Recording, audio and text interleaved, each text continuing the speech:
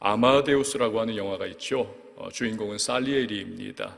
모차르트의 관점에서 바라보는 영화가 아니고 살리에리의 관점에서 그렇게 영화는 진행을 합니다. 그는요, 아주 인정받는 저명한 궁중 음악가입니다. 자신도 탁월한 사람이지만 그러나 그가 모차르트라고 하는 인물을 만나면서 그의 삶이 어떻게 허물어져 내리는가 영화가 추적하면서 보여줍니다. 그는 원래 악보를 이렇게 그려나가면서 늘상 하나님 앞에 주님 감사합니다, 주님 감사합니다, 굉장히 감사하는 마음으로 하나님이 영감 주셔서 내가 이렇게 악보를 그립니다 표현을 했던 사람이에요. 그러나 이 볼프강 아마데우스 모차르트의 천재성을 목도하면서 이 마음이 무너져 내립니다. 자기는 아무리 쥐어짜내도 그러한 기량이 나올 수가 없거든요. 그때부터 하나님을 원망하죠. 하나님, 제가 원하는 것은 오직 주님 찬미하는 것이었습니다. 근데 왜 그런 갈망은 저에게 넣어주셨지만 그 갈망을 이룰 수 있는 음악성과 천재성은 왜 안 주셨습니까? 부러움이 미움이 됩니다. 그 미움이 그를 몰아가죠. 결국 모차르트를 파멸시키고 맙니다. 자신도 정신병과 수차례의 자살 시도를 통해서 그는 인생 폐인이 됩니다. 여러분, 인생에서 우리가 가장 힘들 때, 어려울 때가 언제입니까? 여러 가지 과정이 있고 또 여러 가지 이유가 있겠지만 그 중에서도 우리가 또한 느낄 수 있는 것은 최선 다했어요. 열심 다했습니다. 뛰었습니다. 땀 흘렸습니다. 그런데 결과가 좋지 않습니다. 열매가 나타나지 않습니다. 그때 우리는 마음이 너무너무 힘들고 무너지는 것이지요. 오늘 본문에는 바로 그런 일을 겪은 한 사람이 나옵니다. 바로 베드로입니다. 그는 어부죠. 갈릴리 또는 디베리아 또는 게네사렛이라고 하는 호수, 다 같은 곳이죠. 이 게네사렛 호수에서 밤새 그물질을 했습니다. 그러나 물고기 한 마리도 그는 건져 올리지를 못했습니다. 아침이 됐어요. 무트로 나왔습니다. 너무너무 허탈한 겁니다. 텅 빈 마음으로 역시 텅 비어있는 그물을 씻고 손질을 하고 있습니다. 마음으로는 내가 식구들 만날 때 아무것도 잡지 못한 이 무기력한 가장의 모습으로 어떻게 얼굴들을 보나, 참 마음이 착잡한 거죠. 그런 그가 그런데 얼마 후에는 이 만선의 기쁨을 환한 미소와 함께 누리는 것이죠. 게다가 더한 일이 일어납니다. 평생 업으로 하루하루를 삶의 무게에 치여서 살아갈 줄 알았는데 그 인생 자체가 변화를 하게 되는 것입니다. 베드로는 예수님의 수제자요, 교회의 기둥이요, 하나님 나라를 전하는 사도로 영광스럽게 그는 쓰임을 받게 되는 것입니다. 자, 이런 인생 변화가 어떻게 일어나게 됐을까요? 우리 역시 인생의 변화가 일어나기를 갈망하지 않습니까? 베드로의 인생 변화는 다른 것 아닙니다. 예수님이 그의 배에 들어오시면서 그의 인생이 변화하기 시작을 합니다. 1절에서 3절 말씀을 보십시오. 무리가 몰려와서 하나님의 말씀을 들을새 예수는 게네사렛 호숫가에 서서 호숫가에 배 두 척이 있는 것을 보시니 어부들은 배에서 나와서 그물을 씻는지라. 함께요, 예수께서 한 배에 오르시니 그 배는 시몬의 배라. 육지에서 조금 떼기를 청하시고 앉으사 배에서 무리를 가르치시더니. 아멘. 성지순례 갔을 때 일입니다. 우리 함께 간 성지순례 단원들이 이 터키죠, 지금의. 과거에는 소아시아라고 불렀습니다. 그곳의 한 지방인 에베소 지방을 방문을 했습니다. 에베소에 가니까요, 여러 가지들이 있지만 아주 큰 이 원형 대극장이 있었습니다. 연극장이에요. 여러분 지금 사진에 보시는 바로 저곳입니다. 야외에 있지 않습니까? 아니, 그런데 저렇게 많은 수천 명이 한꺼번에 들어가서 있는 야외 대연극장에, 아니 어떻게 마이크 시스템도 없는 고대 사회에서 연극 대사가 전달이 될 수 있을까? 기우였습니다. 우리가 거기서 찬양을 했어요. 주 하나님 지으신 모든 세계. 외국에서 온 여러 다른 팀들도 있으니까 예의를 좀 지켜야 하니까 조용하게 불렀는데요, 이 뒤에, 등 뒤에서 지중해에서 바람이 쓱 미풍으로 이렇게 다가오는 겁니다. 그 미풍에 실려가지고 우리가 부르는 이 찬양이 자 뒤에까지도 또렷하게 그렇게 전달이 되는 이 공명이 잘 되더라고요. 여러분, 예수님께서 지금 베드로의 배에 올라타셨습니다. 그리고 무태서 조금 떼시고 게네사렛 호수에서 불어오는 그 바람을 딱 이용해가지고 수많은 청중들에게 지금 설교의 말씀을 전하시려고 하는 것이죠. 자, 우리도 인생의 변화는 어디에서 시작을 하는가? 또 인생 변화 얻으려면 어떻게 해야 하는 것일까? 바로 예수님을 내 인생에 모셔드려야만 하는 것입니다. 베드로는요, 예수님 누구신가 사실 잘 몰랐습니다. 오늘의 본문 전 과정에 그 전장을 보면은 알 수 있지만 베드로하고 예수님하고 만나기도 했습니다. 예수님이 베드로 집에 들어가서 그의 장모의 열병을 고쳐주시기도 하셨어요. 그러나 아직까지는 베드로가 예수님 누구신지를 정확하게 알지를 못하는 겁니다. 그가 메시아시고 전능하신 하나님이시고 이 땅의 구세주로 오신 분이라는 사실을 감지를 아직 못해요. 영적 둔함 상태입니다. 그래서 예수님이 자기의 배에 오르셔서 말씀 전하시는데도 이 사람은 그냥 그 그물을 씻고 그물을 기우면서, 물론 귀는 한쪽 열어뒀겠죠? 그러면서 자기 할 일 하고 있는 것입니다. 하지만 여러분, 우리는 어떻습니까? 우린 예수가 누구신지 알아요. 그분 하나님이시고 그분 메시아시고 나 구원하시기 위하여 이 땅에 오신 구세주라는 사실을 알고 있습니다. 잘 알아요. 그렇기 때문에 우리는 우리 마음의 문을 열고 두드리고 계시는 예수 그리스도를 내 인생에 모셔드리고 환영하고 영접해야 하는 것입니다. 창세기 5장 말씀 보면요, 에녹이라고 하는 인물이 등장을 하죠. 에녹. 성경은 하나님과 동행하기 전의 에녹의 64년 인생에 대해서는 단어 하나도 기록을 해놓지 않습니다. 65세에 하나님과 동행하는 그 시점부터 에녹의 삶을 성경 기록을 하고 있습니다. 여러분, 여기서 알 수 있듯이 에녹의 삶은 하나님이 그의 인생에 들어와 주시고 하나님이 함께 동행해 주시는 그 순간부터 새롭게 변화하기 시작했다는 것입니다. 그렇습니다. 만복의 근원이세요. 무에서 유를 창조하신 하나님이십니다. 인간의 생사화복을 주관하시는 분이십니다. 이 하나님이 나와 함께 하실 때 그 순간부터 내 인생의 새로운 변화의 문이 열림을 믿으시기를 바랍니다. 자, 그러면 예수님을 내 인생에 모신다, 이게 무슨 뜻입니까? 첫 번째는 내 인생의 주도권과 주권을 그분에게 맡겨드리는 것입니다. 두 번째는 매일매일 예수님의 인도하심을 내가 받아가는 삶을 살아가는 것입니다. 예수님께서 배에 오르셨죠? 그런데 베드로에게 바로 그 훈련을 시키고 계시는 거예요. 4절 말씀 우리 같이 읽어봅니다. 시작.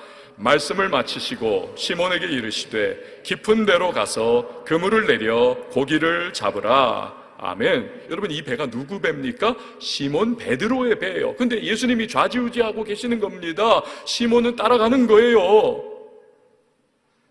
여러분, 자기 배이지만 예수님이 훈련시키시고 예수님이 이끌어 가시는 대로 따를 때 시몬의 삶의 변화가 일어나기 시작했다는 것입니다.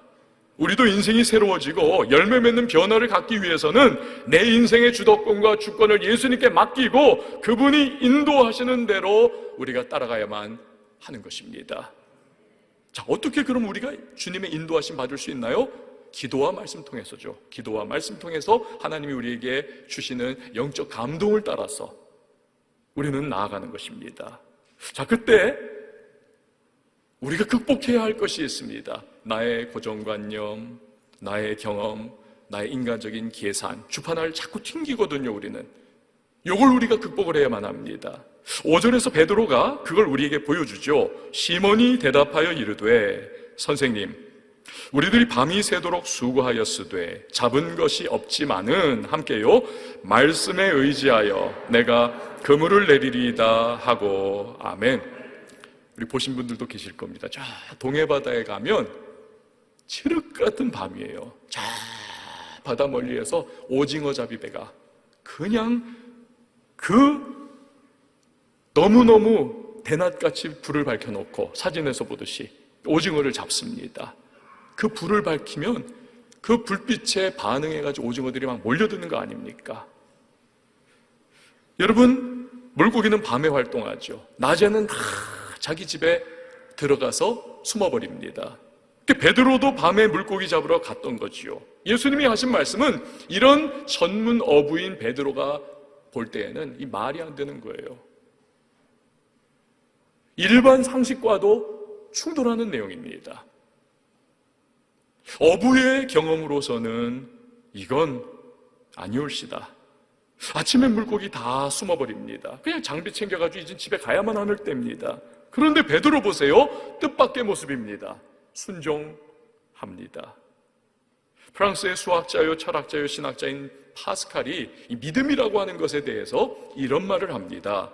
믿음이란 이성을 십자가에 못 박는 것이다. 여러분 저를 한번 따라해 주시면 좋겠습니다. 믿음은 나의 이성을 십자가에 못 박는 것이다. 그거예요, 여러분. 이거 무식하자 그거 아닙니다. 몰지성으로 나가자 그거 아닙니다. 우리 사람들이요, 여러분, 굉장히 난체하고 아주 그냥 똑똑한 체하고 우리가 아주 있는 체에도요, 우리 만물의 영장이라고 우리 감히 말하지 않습니까? 사실은 가만히 뜯어보면 별거 아닙니다. 우리 다 아는 것 같아도 별것 없어요. 우리가 귀로 들을 수 있는 음역대는요 그렇게 많지가 않습니다. 그 중간 지점밖에 안 돼요. 큰 그 이상 넘어서는 소리들, 작은 그 이하의 소리들은 우리가 감지 자체를 하지를 못합니다. 이게 감당이 안 되기 때문에 그래요. 멀리 보지도 못합니다. 우리는 그냥 저 앞에 겨우 바라볼 뿐. 그것도 나이가 들면 저처럼 안경 뒤집어 써야 되고 이제 그렇게 되는 거죠. 그러나 어떻습니까, 여러분? 독수리는 대기권까지 올라가가지고 저 지상에 꼬물꼬물거리는 토끼 한 마리를 놓치지 않고 맹렬하게 낚아채지 않습니까? 대기권에서도 바라볼 수 있는 거지요. 동물들은 우리가 듣지 못하는 걸 듣고 보지 못하는 걸 봅니다. 지진도 우리는 감지를 못해서 그냥 그대로 당해버리지 않습니까? 동물들은 다 감지를 해가지고 어느새 다 보따리 싸가지고 피난을 갑니다. 동물들은. 사람만 멍하니 당해요. 우리는요, 뻔한 길도 내비게이션 겨우 장착해가지고는 이리 가라 저리 가라 그거 들으면서 겨우 쫓아가지 않습니까? 그러나 망망대해라고 하는 저 바다와 하늘에 물고기와 새들은요, 여러분, 좌표 딱 찍은 것처럼 한치 오차 없이 정확하게 그 목적지를 향해 나아갑니다. 전에도 말씀드렸듯이 거북이들 어떻습니까? 이 거북이들이 자기가 태어나가지고 수십 년 동안 저 먼 바다에서 흩어져 살다가 알 낳을 때가 되면 신기하게도 자기가 태어났던 그 해안가 모래사장으로 정확하게 수만 마리가 그대로 마치 전화 연락해가지고 우리 언제 만나자 하는 것처럼 그대로 거기에 도착해서 알 낳고 또다시 흩어집니다.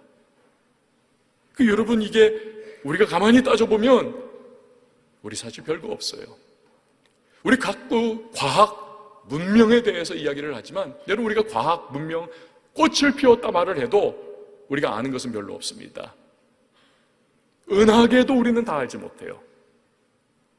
이 은하계는 온 우주에 비하면 여러분 세 발의 피가 아닙니까? 아니, 우리는 살아가고 있는 이 바다도 제대로 알지 못하는 우리의 지식이라고 하는 것은 너무나 한계 덮여 있습니다. 근데 뭘 안다고 자꾸 하나님 없다는 거예요. 하나님 없다, 하나님 없다. 그러면서도 아이러니는 이 귀신 영화라든지 드라마 보면서 귀신은 있지. 그거 참 모순 아닙니까? 인간이 바로 그런 모순된 존재이기도 한 거죠. 그래서 성경은 말씀합니다. 시편 14편 1절을 보면 어리석은 자는 그의 마음에 이르기를 하나님이 없다 하는도다. 하나님께서 이렇게 보시다가 아이고 그렇게 생각하신다는 거예요. 지난 2월에 별세한 이어령 교수님은 대한민국 최고의 지성인이 아니었습니까? 그의 학식, 그의 문필력, 그의 여러분 이 언변 누가 따라갈 수 있었겠습니까? 평생을 그는요 신앙 없이 살았습니다. 왜? 이성이 신앙을 거부를 하거든요. 뛰어넘지를 못하는 겁니다. 사랑하는 딸의 실명의 위기 앞에서 그런데 자기가 해줄 수 있는 것이 아무것도 없다는 것을 그가 어느 날 발견합니다. 그의 지성으로도 이성으로도 학식으로도 그의 명성으로도 딸에게 도움이 전혀 못 되는 거예요. 따님은 눈이 점점 멀어갑니다. 그러한 상황 속에 그가 깨닫죠. 나의 세계는 너무 좁았구나. 그 따님이 아버지에게 예수 믿으라고 그렇게 권유를 눈 멀어가면서 합니다. 그제서야 그가 이성을 초월하여 뛰어넘어 드디어 영성의 세계로, 신앙의 세계로, 하나님을 찾는 세계로 나아갑니다. 믿고 세례를 받죠. 그리고 나서 그가 크리스찬이 되어서 처음으로 펴낸 책이 뭡니까? 지성에서 영성으로. 여러분, 우리는 인간적인 생각, 고정관념, 경험, 계산을 내려놓고 베드로처럼 내 인생을 인도하려고 하시는 예수님께 순종할 수 있기를 바랍니다. 어제 이제 신문 보신 분들은 보셨겠지만 저도 굉장히 웃었습니다. 그 중국의 상하이 대학교는요, 여러분 세계 대학 랭킹에 보면 그래도 40에서 50위 사이에 들어가는 아주 명문대입니다. 그런데 이 상하이 대학교의 어느 교수님이 학생들한테 이 수영을 가르치는 교수님이에요. 숙제를 내줬습니다.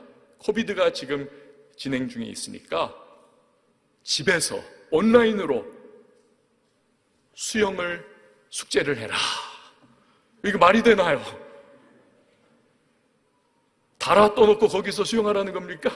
어떻게 해야 되나요? 그래가지고 여기 재치 있는 학생들이 그 학교 학생들인데 유튜브에다가 막 영상 찍어가지고 올린 거 여러분 보셨나요? 침대에 다이빙을 해가지고는 거기서 막 수영하는 모습으로 너무너무 저도 그거 보고 웃었습니다. 어제. 여러분, 예수님은요 주여 주여 한다고 해서 다 알아주지 않는다는 겁니다. 주여 주여 말로만 하나님 뜻대로 뛰어들어가지고 행동을 해야 천국 백성이 된다. 주님은 말로 립서비스 한다고 해가지고 속아주시는 분이 아니라는 것입니다. 가당치도 않아요. 만홀이 여김을 받지 않는 하나님 아니십니까? 그러니까 우리가 립서비스 해가지고 주님한테 자꾸 뭔가 어필하고 알아주기를 원하는 것은 마치 침대에서 수영하는 것과 같은 그런 어리석은 모습이지요. 우리는 여러분 행함으로, 즉 순종함으로 주님의 인도하심을 받는 것, 그게 중요한 것이죠. 사공이 많으면 산으로 간다 하지 않습니까? 예수님을 내 인생이라고 하는 배에 이제 모셔드린 거예요. 그런데도 그분이 인도하시는 대로 순종을 하지 않는다면 여러분 우리 인생의 항해는 혼란스러울 수밖에 없습니다. 일로 갔다 절로 갔다 일로 갔다 절로 갔다. 많은 분들이 예수 믿는다고 하면서도 크리스찬이라고 교회 다닌다고 하면서도 인생이 너무 복잡하고 너무 혼란스러워요. 왜? 내 인생의 방향타, 키, 주도권, 주권 이걸 예수님께 아직 맡겨드리지를 못했다는 것입니다.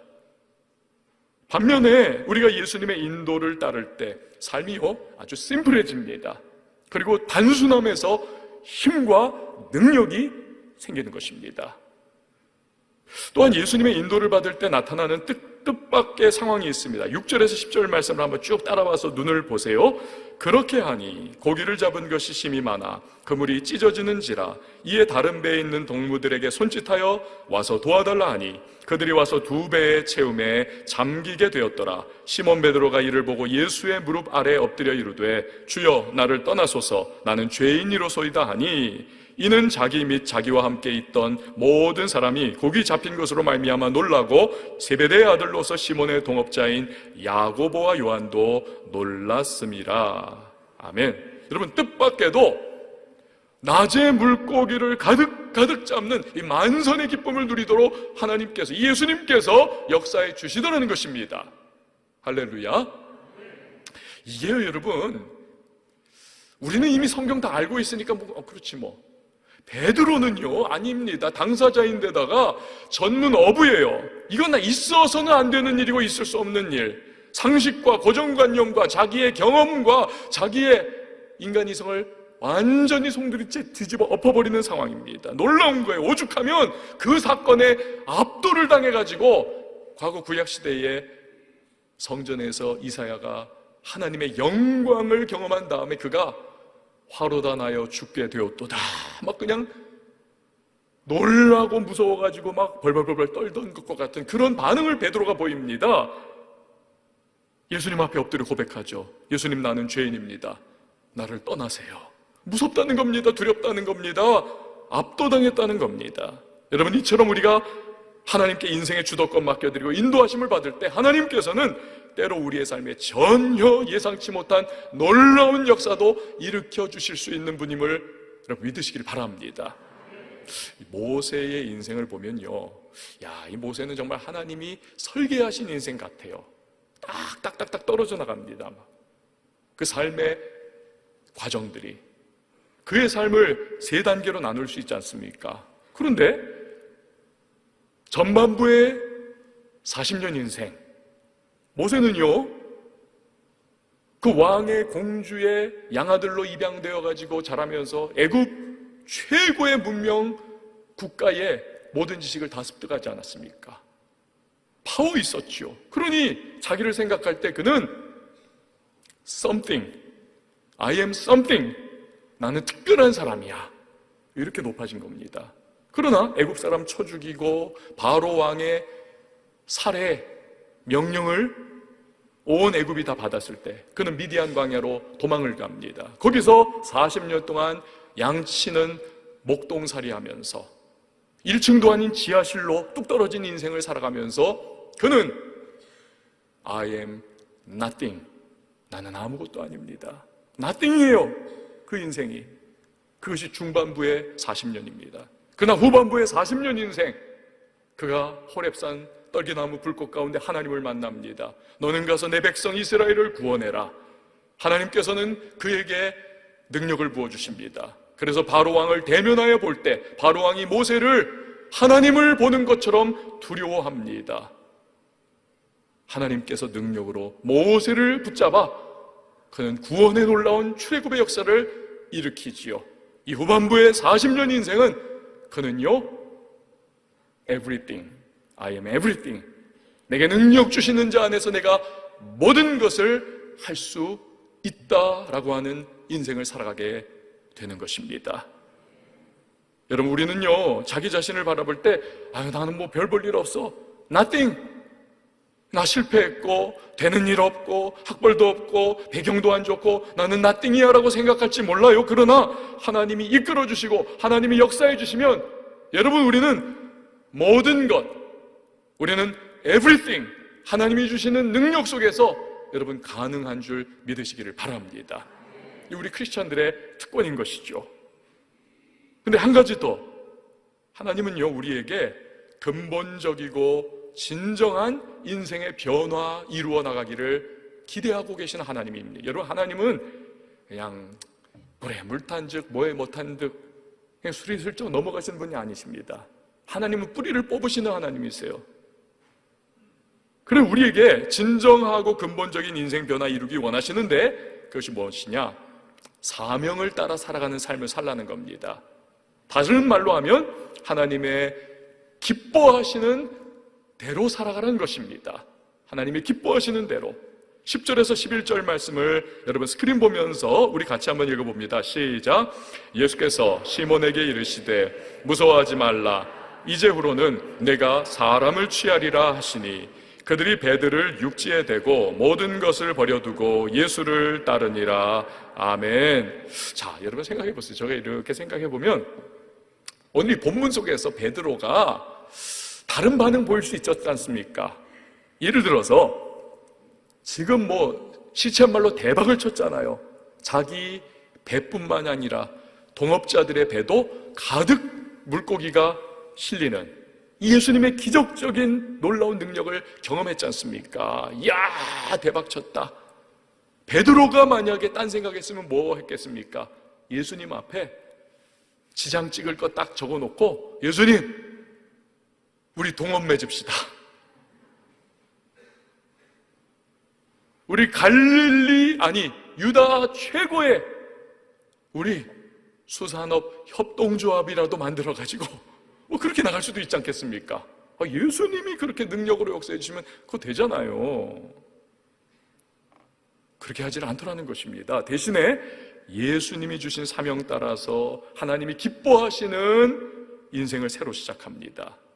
만약에 베드로가 만선의 기쁨 누려가지고 그냥 예수님 막 우리 도장 찍고 우리 동업하자고 하다가 예수님 떠나가시고 그냥 덜렁 2배 가득한 그 물고기 푸덕푸덕 거리는 것을 그날 아침에 그 수산시장 가가지고 다 팔아가지고는 돈을 그냥 이만큼 챙겼다 할지라도, 여러분, 베드로의 인생은 그냥 그렇게 끝나는 겁니다. 갈릴리 깡촌의 어부로서의 삶을 평생 살다가 그냥 그렇게 사라져버리는 인생. 하지만 여러분, 예수님의 도전 앞에서 인생이 변화되어야 한다, 너 사명 따라 살아야 한다, 너 하나님 기뻐하시는 인생 살아야 한다라고 하는 그 도전 앞에서 베드로가 믿음으로 반응하면서 그의 삶을 완전한 변화를 향해 나갑니다. 깡촌의 어부로서의 삶을 사는 것이 아니라 예수님이 수제자 삼아주시고 사도가 되게 하시고 교회의 기둥이 되게 하시는 너무나 가치 있고 비교할 수 없이 영광스러운 인생의 주인공이 되더라는 것입니다. 할렐루야. 여러분, 우리도 예수님께 인생 주도권 드리고 그분 말씀에 순종하며 살 때에 예수님은 진정한 변화를 우리의 삶에 시작해 주시는 줄 믿으시기를 바랍니다. 적잖은 분들이요, 근데 두려워합니다. 아이고, 이러다가 예수님께서 나 저 아프리카 선교사 가라 그러면 어떡하나. 그 무서운 겁니다. 두려운 거예요. 그래서 전뜻 예수님께 인생 주도권 드리기를 꺼립니다. 여러분, 두려워할 필요가 없습니다.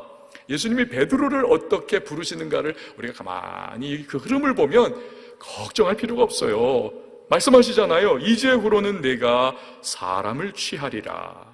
다른 성경에 보면 사람 낚는 어부가 되게 하리라. 베드로는 물고기 낚는 어부였는데 너는 이제부터 사람 낚는 어부가 되라. 그러니까 예수님께서 베드로가 익히 아는 말씀의 그 흐름으로 그에게 도전하고 계시는, 그러니까 그에게 부담을 최소화하고, 예수님 따라 내가 살아가야 되겠구나, 자발적으로 반응할 수 있도록 배려하시고, 여러분, 나중에는 성령도 보내주셔가지고 그 감당할 수 있는 능력도 오순절 성령 강림 이후에 부어주시지 않습니까?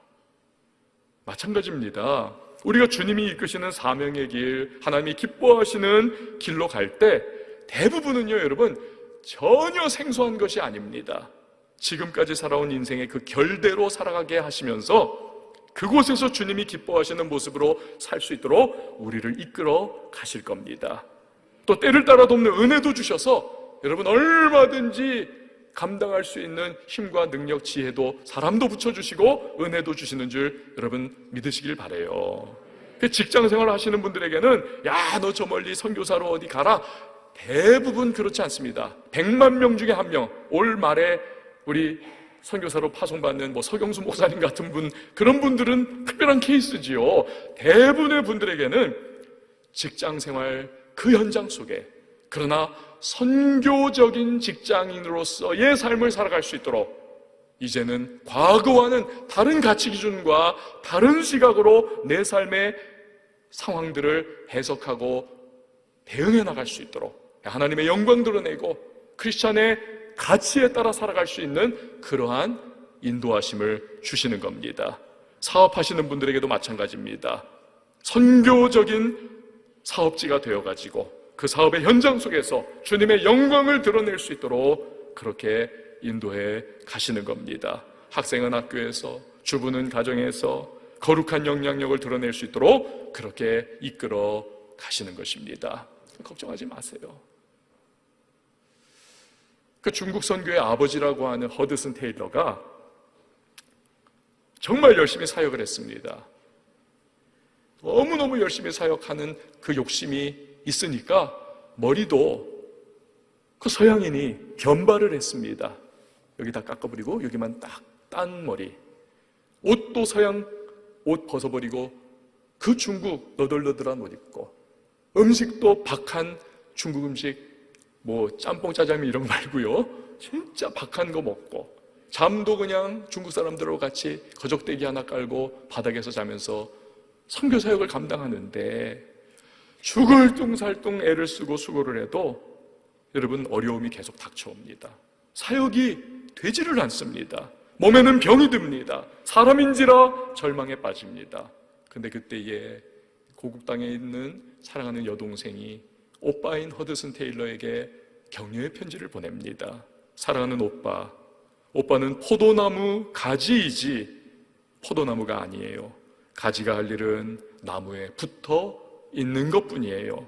그러면 나무로부터 영양분을 공급받아 저절로 열매가 맺히는 거예요. 오빠, 염려하지 말고 포도나무이신 예수님 안에 거하세요. 그래, 맞아. 내가 지금까지 내 열심과 내 몸부림으로 지금까지 달려온 것이구나. 그러니 열매가 맺지 않는구나. 그러니 수고로이 땀 흘리지만 되는 게 없구나. 착각했구나. 허드슨 테일러 선교사님이 다시 추스립니다. 일어납니다. 그 무엇보다도 예수님을 매일의 삶에 모셔드리고 예수님과 한 걸음 한 걸음 매일마다 동행하는 삶을 다시 시작합니다. 놀랍게도 그 순간부터 주님께서 중국 선교의 위대한 부흥과 사역의 열매를 물 붓듯 기름 붓듯 맺게 해주시더라는 것입니다. 사랑하는 여러분, 애쓰고 노력하지만 혹시 결과가 좋지 않습니까? 수고로이 땀 흘리며 살아가지만 인생의 열매가 지금 맺히지 않는 삶을 살아가고 있지는 않습니까? 그렇다면 이제는 좀 변화해야 하지 않겠습니까? 여러분, 인생의 변화는 예수님을 통해서 일어난다는 사실을 꼭 기억하시기를 바랍니다. 그분 인생에 모셔드리세요. 그의 인도하심 받으세요. 인간적인 생각과 고정관념과 여러분 경험, 계산 다 내려놓고 주님께 순종하세요. 좀 단순해지세요. 복잡한 계산은 우리보다 하나님께서 훨씬 잘하십니다. 그분께 맡겨드리세요. 그분이 우리를 인도해 주시고 우리의 인생의 변화를 이끌어 주실 것입니다. 이 시간 함께 찬양할 텐데요, 여러분, 우리가 익숙히 잘 아는 찬양이죠. 전능하신 나의 주 하나님, 능치 못할 일 없습니다. 주의 말씀 의지하여 깊은 곳에 금을 던져 그의 놀라운 일을 체험하겠습니다. 이 익숙한 찬양에서 여러분, 익숙한 은혜가 우리에게 오늘 임하게 될 것입니다. 우리 함께 찬양합니다. 전능하신 나의 주 하나님은 능치 못하실 일 전혀 없네.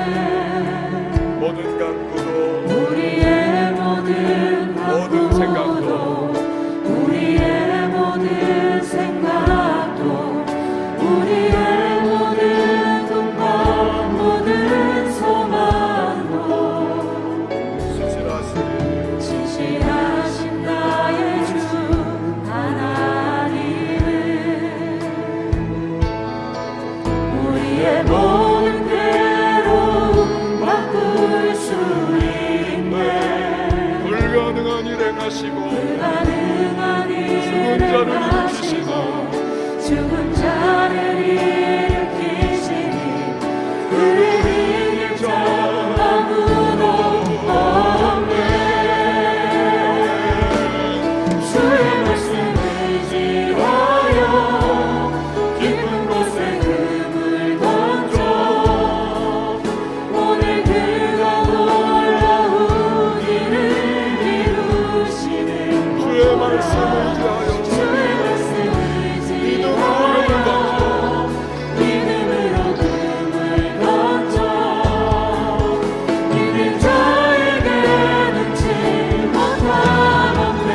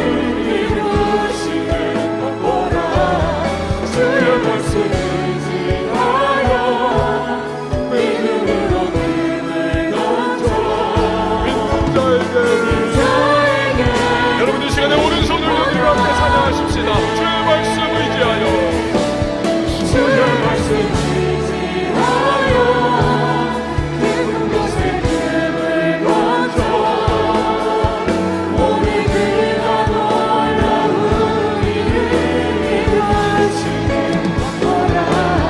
주의 말씀 의지하여 믿음으로 금을 던져 믿는 자에게 만나라고 찬양합니다. 주의 말씀 의지하여 주의 말씀 의지하여 깊은 곳에 금을 던져 오늘 그가 놀라운 일을 이루시는 거라. 주의 말씀 의지하여 믿음으로 금을 던져 믿는 자에게 믿지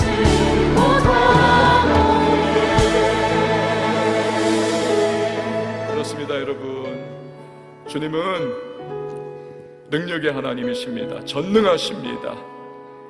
우리의 삶을 얼마든지 변화시킬 수 있는 하나님이십니다. 단순해져야만 합니다. 그분을 내 인생에 모셔드려야 하고 그의 인도하심을 받으며 순종의 길을 걸어가면 여러분 복잡한 계산은 주님께서 다 하십니다. 우리의 삶에 하나님의 선하심과 인자하심으로 인도하시며 우리의 삶에 변화를 이루어가실 그 하나님, 나 주님 믿겠습니다. 다시 한번 시작하겠습니다. 성령님 도와주세요라고 오늘 말씀을 기억하면서 우리 기도하도록 하겠습니다. 함께 기도합니다.